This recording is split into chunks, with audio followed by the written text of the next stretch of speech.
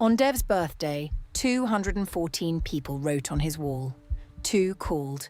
1, Sam, who you might remember staring at a dead typing bubble not so long ago, drove 40 minutes across the city in the rain with a supermarket cake so ugly it looked like it had been in an accident. Because Sam knows 2 things about Dev: that he secretly hates surprise parties, and that he hates an empty birthday more. That night, after the plates are cleared and Sam has gone home, Maya finds Dev standing at the window with his phone, scrolling through 214 names, and he says the quietest, most honest thing he's said in a year of being with her. Do you think any of these people actually know me? 214 people, 2 calls, 1 cake. We use the same word, friend, for Sam and for 213 strangers who once met Dev at a wedding. And we use the same word, love, for whatever it is that made Sam drive through rain, and for the fireworks Maya felt in episode 1, and for what your grandmother felt after 50 years of marriage. Something is deeply wrong with our words. 23 centuries ago, one man decided to fix that. He took the word love, put it on a table like a specimen, and did what nobody before him had dared to do. He dissected it. And what he found inside is the reason this channel exists. Because he's been waiting at the edge of this story since the very first episode. So, what is love? If you've been here since the beginning, you've already met him. You just didn't know it. Episode 1. Plato's Dinner Party. While the comedian told his myth of split humans and Socrates built his ladder to heaven, there was a young man at the edge of the room. 17 years old, sharp-eyed. A doctor's son from the north newly arrived in Athens, taking notes and saying nothing. His name was Aristotle, and he stayed in Plato's academy for 20 years, long enough to be called the mind of the school, long enough to love his teacher, and long enough to notice something that bothered him more and more with every passing year. Plato kept looking up, the ladder, the ideal. Love as a stairway out of this world towards something perfect and eternal in the clouds. And Aristotle, the doctor's son, kept looking around.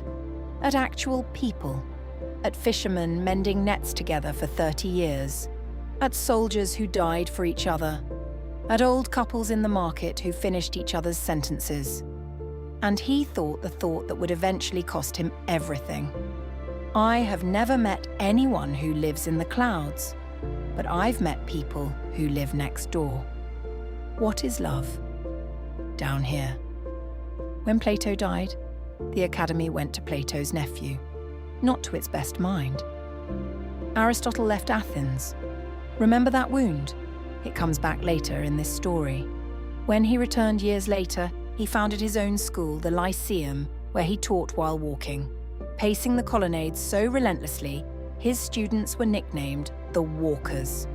And it was their pacing that he wrote the books that dissected love like an anatomist, because that's who Aristotle was. This is the man who cut open cuttlefish to see how they worked, who catalogued 500 species, who studied weather, memory, politics, sleep, and the souls of plants. And when he finally pointed that method at the thing poets had been crying about for centuries, he refused to be mystical about it. He asked the anatomist's question. When we say love, how many different things are we actually talking about? He found 3. The first kind he called friendship of utility, the useful ones. Your gym partner who keeps you honest at 6 a.m., the co-worker who covers your shift and knows you'll cover hers, the neighbour with the ladder, the client who sends you clients. In Aristotle's Athens, it was the farmer and the potter. In yours, it's half your phone contacts and everything that happens on LinkedIn. And here's the sentence that stings, so brace for it. These people do not love you. They love what you provide. Aristotle isn't sneering when he says this. He's being precise. Utility friendship is real. It's warm. It can last years. Cities run on it. Careers are built from it. Aristotle says a healthy life needs it. But run the anatomist's test. Change gyms, change jobs, move one neighborhood over. Watch what happens. No fight, no betrayal, no dramatic ending. The friendship simply evaporates, like mist when the sun comes up. Because it was never attached to you, it was attached to what you were useful for. The day you stopped being the ladder, they stopped knocking. You felt this. The job you left 2 years ago. How many of those daily lunch companions have you spoken to this month? Don't be bitter about it. Aristotle would say you loved their usefulness exactly as much as they loved yours. The mist evaporated in both directions. That's kind one. 200 of devs, 214. The second kind, friendship of pleasure. The fun ones, the friend who is electric on a night out. The group chat that's all jokes, memes, roasts, and has never once contained the sentence, "Are you okay?" The people you love being around in the exact way you love a great song or a perfect meal. Again, genuinely good. Aristotle, who is supposed to be the sober one, insists on this. A life without pleasure friends is grey and shriveled. Young people especially, he says, live on this kind of friendship. It's how joy gets shared. But same test, sharper edge, stop being fun. Get sick for a month, get sad for a season, get boring, new baby, new grief, new depression. And watch the invitations thin out, so gently, so politely, that you can never point to the moment it happened. Because they didn't love you. They loved how you made them feel, and you stopped making them feel it. Now, here's where Aristotle turns the scalpel on the thing we least want him to touch. Romance, the fireworks, the 3 a.m. hook in the chest from episode 1, Maya and Dev in their first electric months. Aristotle looks at romantic passion, admires it, and files it, calmly, devastatingly, under pleasure. Most romance, he says, is a pleasure friendship with candles. Two people who adore the feeling of being together, the excitement, the desire, the mirror that makes them look wonderful. And who are using each other, tenderly and mutually, as the delivery system for that feeling. Which is why he'd be completely unsurprised by modern breakup statistics. Pleasure fades, not because anyone failed, but because novelty is a consumable. And when the feeling goes, two people who only had the feeling discover they are strangers, holding hands. If love is a feeling, love is doomed. Bell Hooks told us that 2 episodes ago. Aristotle got there 23 centuries first, and he had a next move. But both of these kinds share a hidden trick, and it's the crack in this whole episode.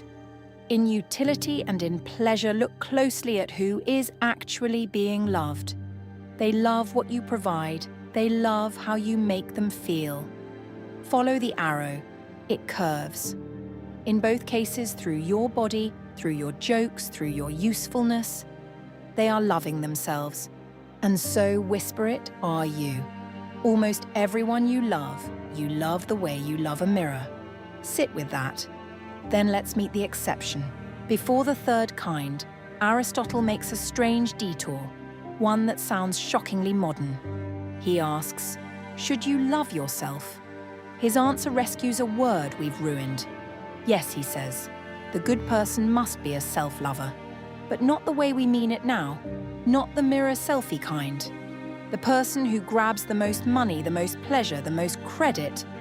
Aristotle says that person doesn't love themselves too much. They love themselves badly. They're feeding the smallest part of who they are. True self-love means wanting the good for yourself. Growth, courage, honesty. The exact same thing you'd want for someone precious to you. Be a friend of character to yourself first. And notice why this matters for everything that follows.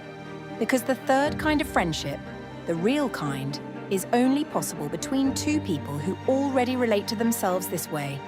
You cannot want the good for another person if you've never practiced wanting it for you. Bell Hooks said the same thing in the year 2000. Her bookshelf, it turns out, had Aristotle on it. Most bookshelves do, eventually. The third kind is different in its bones. Aristotle called it friendship of character, loving someone for who they are. Not their ladder, not their sparkle, the actual person underneath, their honesty, their courage, the way they treat a waiter when no one important is watching. And he defined it in a phrase philosophers have spent 2 millennia failing to improve: wanting good things for someone for their sake, not yours. Read that twice, because every word is load-bearing. Not wanting them around, that's pleasure. Not wanting them happy so your life stays smooth. That's utility, wearing a nicer coat. Wanting their good even when it costs you. Even when their good is a job in another city. A truth that ruins your evening. A Saturday you wanted for yourself. A friend like that, Aristotle says, is allos autos. Another self. A second you, walking around outside your body. When something good happens to them, you feel it in your own chest, undiluted by envy. And envy is the tell. Check yourself honestly the next time a friend wins something you wanted. That flicker of darkness before the congratulations. That's the mirror love talking. Its absence, that clean, ridiculous joy at someone else's luck, is the rarest feeling in human life. That's the third kind, announcing itself. But it can't be rushed, and this is where Aristotle gets practical in a way that indicts our whole century. Character friendship needs time. His phrase is that you can't truly know someone until you've eaten salt together. Shared enough ordinary meals, boring Tuesdays, bad moods and flat tires to see who they are when nothing is at stake and nobody's performing. There's no app for it, no shortcut. You cannot swipe your way to another self. The salt takes years. And it needs one more thing, 2 people of actual character. Which is why, and here's the number that made this episode's title, Aristotle says you'll be lucky to have a handful in a lifetime. Not 214, maybe 3. Sam, standing in the rain with a ruined cake, is not Dev's 215th friend. He's one of the 3, different species entirely.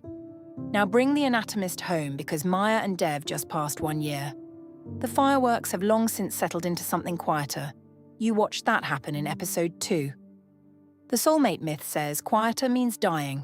Plato says climb, Hooks says do, and Aristotle walks in, sets down his scroll and says, run the test. Is this pleasure friendship with candles? Or is Dev her another self? Not, does she enjoy him? Of course she does. That's the candles. The real questions are Aristotle's 3, and you can run them tonight on your own person. 1. When he got passed over, the job last spring, did it hurt her, in her own chest, before she even thought about what it meant for their plans? 2. His photography, the thing that steals Saturdays and will never make money. Does she want it for him? For his sake at the cost of her weekends? 3.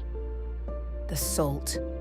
A year of Tuesdays, burnt dinners, 1 hospital scare, 1 brutal argument about money at 2 a.m. After all of it, does she know him more and want him more known? Maya's answers for the record are yes, mostly yes, and yes, with homework left, which Aristotle would call excellent because, unlike the soulmate myth, his love has a direction you can work in. Pleasure plus growing character friendship, he says, is the strongest bond 2 humans can form. Passion and another self.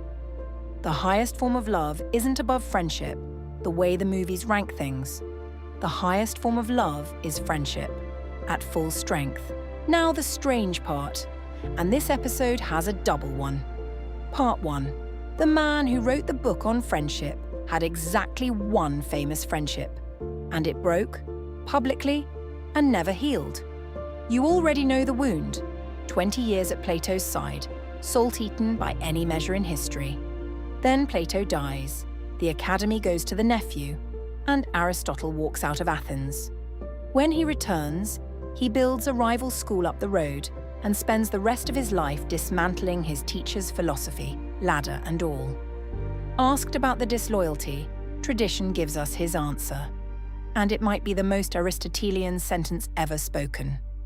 Plato is dear to me, but truth is dearer. Betrayal? Or look again, through his own definition, wanting the good for its own sake, even when it costs you the warmth. Aristotle believed truth was the good, disagreeing with Plato, carefully, openly, for 40 years, without mockery and without erasure, may be the strangest act of friendship on record. He never stopped calling him dear, he just refused to lie to him, even in memoriam. Whether that's the third kind of love or the failure of it, philosophers still fight about it. And I suspect Aristotle did too, pacing his colonnade at night. Part 2 is darker. In 343 BC, Aristotle took a job. A king in the north wanted a tutor for his 13-year-old son. Aristotle taught the boy ethics, politics, friendship, everything you've heard today. The boy's name was Alexander. He grew up to conquer the known world, burn Persepolis, and declare himself a god, roughly everything his teacher's ethics forbid. The greatest expert on character in human history spent years shaping one boy's character and produced Alexander the Great. Aristotle knew it too. He spent his last years back in Athens under suspicion for his royal connections. And when the city turned on him after Alexander's death, he fled, saying he would not let Athens sin twice against philosophy. He died within the year, but here's the detail I can't let go of. Found not in his philosophy, but in his will, which survives. In it, this supposedly cold anatomist frees his slaves, provides for every member of his household, by name, and asks that the bones of his wife Pythias, who had died young many years before, be placed beside his own. As she herself requested, a man who dissected love like a specimen, and then, at the end, quietly asked to lie next to his. The test, it turns out, was never cold. It was written by someone who knew exactly what the real thing cost. So, back to the kitchen and the ugly cake in the rain. 214 names on a wall. Aristotle's arithmetic, run honestly. Maybe 180 useful ones, real, warm, evaporating the day the usefulness does. Maybe 30 fun ones, precious, sparkling, gone the season. Dev stops sparkling. And Sam, who has eaten a decade of salt with Dev, who wants Dev's good at the cost of his own Saturday nights, who drove through rain not because Dev is useful or fun, Dev's birthday was by all accounts neither, but because Dev is his, another self. Do any of these people actually know me? Dev asked. Aristotle's answer, 3 of them, maybe. And that's not the sad number, Dev, that's the whole fortune. A man with 3 character friends, he'd say, is rich beyond most kings. Most kings he'd know, having tutored the loneliest one in history. The ledger gains its 4th answer, Plato. Love is a ladder. Bell hooks, love is a verb. Sartre. Love is freedom that stays. Aristotle, love is friendship at full strength. Another self, whose good you want for their sake. Take this with you tonight. 2 acts, 1 for each hand. First, open your phone, all those names, and ask of each one gently, without cruelty. If I had nothing left to offer, no use and no fun, who would still drive across the city? Count them. If you got more than 3, Aristotle would smile and tell you to check the math. And then the harder one, the one that makes this test survivable. For whom would I drive? Because you can't demand another self. You can only be one. Salt meal by salt meal. And see who's still at the table in 10 years. And if you counted 0, don't despair. Start eating salt with someone this week. The 3 aren't found. They're grown. Next time, a warning about the counting itself. Because a strange Frenchman looked at everything we've built on this channel. Plato's climbing, Hooke's doing, Sartre's choosing, Aristotle's 3. And asked the question underneath all of it. Why do you want the people you want? His answer is genuinely disturbing. You didn't choose them. You copied someone else's wanting. And that's why you only ache for the ones you can't have. René Girard. And why desire is contagious. Same question, different answer. What is love?